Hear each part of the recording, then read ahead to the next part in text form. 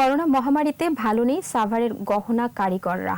করোনাকালে কাজ না থাকায় কষ্টে আছেন ৭,০০০ কারিগরের প্রায় সবাই। অনেকেই ছেড়েছেন বাপদাদার পেশা। সাভার প্রতিনিধির রিপোর্ট জানাচ্ছেন মাসুম আলিসা। উঠোন জুড়ে ছড়িয়ে আছে অলংকার তৈরির সরঞ্জাম। উজ্জ্বল আলোয় উকি দিচ্ছে আগুনের ফুলকি। গলার হার, হাতের চুড়ি, কানের দুল, ঝুমকা, পায়েল ও নুপুর তৈরিতে ব্যস্ত কারিগররা।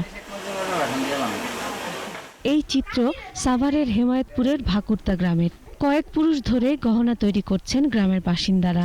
শুরুতে স্বর্ণের গহনা তৈরি করলেও এখন রূপা, পিতল, তামা সহ বিভিন্ন ধাতুর গহনা তৈরি করছেন কারিগররা। বর্ণিল নকশায় ফুটিয়ে তোলা হয় এক একটি গয়না।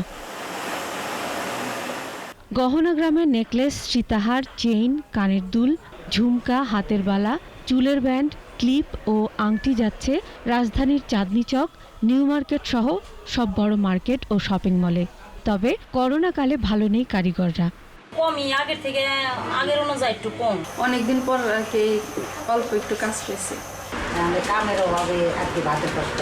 সরকারি কোনো লোনও দেয় না আমগো, কোনো বড় বড় ব্যাংকের থেকে কোনো কিছু দেয় না, তো এটার লিগে আমরা খুব আছি। কত গাড়ি চালায়, অনেকে অনেক পেশায় মানে গেছে।